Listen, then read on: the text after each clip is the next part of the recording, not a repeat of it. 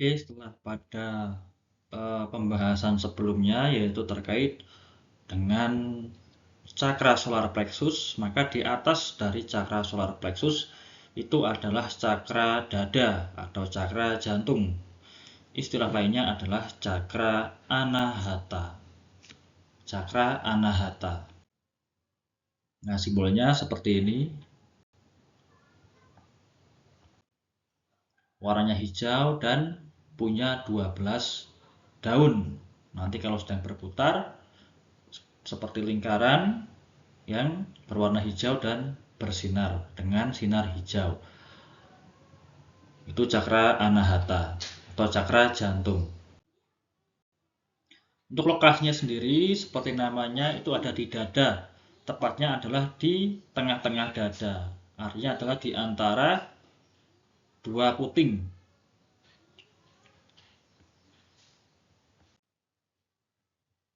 Nah, fungsinya itu untuk mengatur jantung seperti namanya yaitu cakra jantung. Kemudian peredaran darah. Karena jantung terkait dengan pembuluh-pembuluh darah dan juga terkait dengan kelenjar timus yang ada di tengah-tengah dari dada. Nah, selain terkait dengan jantung dan kelenjar timus juga terkait dengan paru-paru, karena paru-paru juga masih terletak di bagian dada. Nanti kelenjar timus itulah yang akan menghasilkan sel darah putih, jadi limfosit T, yang nanti hormon-hormonnya itu akan membantu dalam melawan infeksi di tubuh, bisa juga untuk melawan sel-sel kanker. Sangat penting sekali ini kelenjar timus yang ada di dada. Nah, cakra dada atau cakra jantung anahata itu sebagai pusat dari perasaan yang halus. Perasaan yang halus artinya adalah cinta kasih, kemudian kasih sayang, empati, rasa kepedulian terhadap manusia yang lain atau makhluk yang lainnya. Seperti itu. Maka ketika kita sedang melafalkan doa yang universal untuk kedamaian, semoga semua makhluk berbahagia, semoga semua makhluk bebas dari penderitaan, itu akan mengembangkan cinta kasih dan empati yang akan menyebabkan cakra jantung itu semakin kuat, semakin berkembang.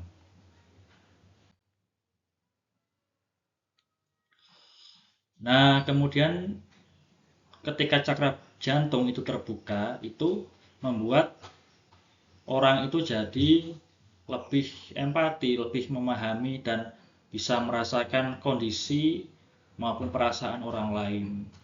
Jadi dia lebih pengertian, empatinya lebih tinggi, rasa kepeduliannya tuh kuat. Kemudian dia juga senang menolong orang lain. Kemudian tidak tahan melihat penderitaan orang lain. Akhirnya dia memiliki jiwa-jiwa jiwa-jiwa kemanusiaan yang tinggi, cocok untuk menjadi relawan, menjadi psikolog, dokter, dan lain sebagainya, menolong orang.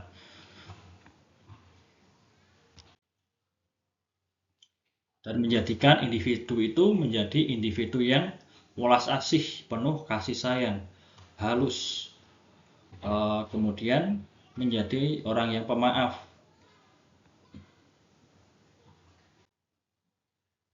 Nah, kalau dari sisi spiritual, dia itu bisa, atau supranatural, dia itu bisa mengetahui perasaan dari orang lain hanya dengan melihat atau sedang memikirkannya. Kalau melihat berarti dia sedang menatap. Dia menatap seseorang, kemudian bisa terbaca mungkin dari raut wajahnya, kemudian dari gesturnya, dari cara bicaranya. Itu orang yang cakra jantungnya itu terbuka, dia mudah sekali untuk menebak apa sih yang sedang dirasakan oleh orang yang dihadapinya, apa yang sedang dipikirkan oleh orang yang ada di depannya, maupun kalau sedang dalam keadaan tidak bertatap muka langsung, tidak melihat langsung, jarak jauh, itu dengan memikirkan, membayangkan, memvisualisasikan orang yang sedang dalam keadaan jauh itu, dia sudah tahu bagaimana perasaan orang tersebut. Apakah dia sedang sedih, dia sedang bahagia, dia sedang menikmati suatu hal atau sedang dalam keadaan menderita. Itu orang yang cakra jantungnya aktif terbuka, dia bisa mengetahui meskipun tidak melihat secara langsung. Ini ketika cakra jantung memang benar-benar sudah terbuka dan kondisi getarannya sudah kuat. Tapi perlu diingat, perasaan orang lain itu juga mudah menular kepada orang yang cakra jantungnya aktif. Kenapa? Karena dia, yang namanya perasaan itu seperti energi yang bergetar, dan getarannya bisa menggetarkan cakra jantung orang lain yang sudah terbuka. Maka ketika tahu ada orang yang sedang sedih, maka dia akan ikut sedih, terbawa suasana. Orang yang marah, dia akan ikut marah. Kemudian orang yang sedang bahagia juga akan ikut bahagia. Jadi mudah menular. Jadi juga perlu filter dan perlu penguatan pada cakra-cakra mayor yang lainnya juga, tidak hanya di cakra jantung, sehingga bisa memfilter dan ada benteng sekat supaya tidak mudah tertular dari perasaan dan emosi orang lain. Jangan mentang-mentang rasa empatinya tinggi kemudian terbawa suasana, terbawa emosi orang lain.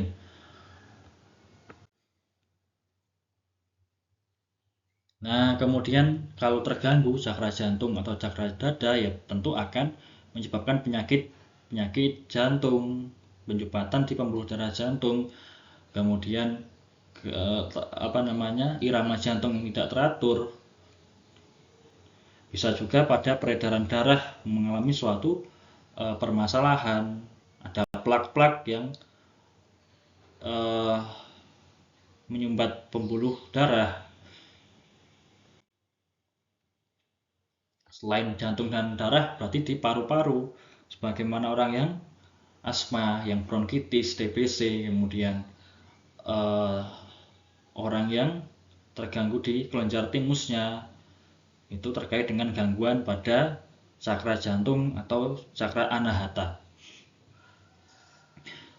Cakra jantung itu juga berkaitan erat atau berhubungan erat dengan cakra solar plexus. Kenapa? Karena cakra jantung itu diberi energi oleh cakra solar plexus. Maka otomatis kalau cakra solar plexusnya lemah, cakra jantung bisa juga jadi lemah. Kalau cakra solar plexusnya itu kuat, ya cakra jantungnya juga kuat dan sehat. Karena terkait erat.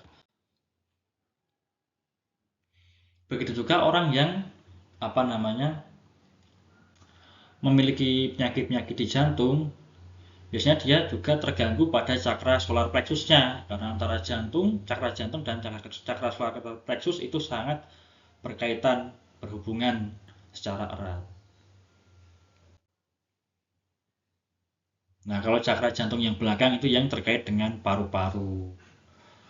Kalau yang depan itu lebih terkait dengan jantung, peredaran darah, dan kelenjar timus. Kalau cakra jantung yang belakang itu terkaitnya lebih kepada paru-paru karena lebih dekat dengan paru-paru. Nah, oke. Itu pembahasan terkait dengan cakra anahata atau cakra jantung. Cakra cinta kasih kepada semua makhluk, yang sangat simbolnya sangat adem, menyimbolkan cinta kasih, berwarna hijau dengan daun-daun yang sangat sejuk ketika dipandang. Oke, kita cukupkan. Terima kasih dan kita lanjutkan pada pembahasan cakra mayor yang selanjutnya.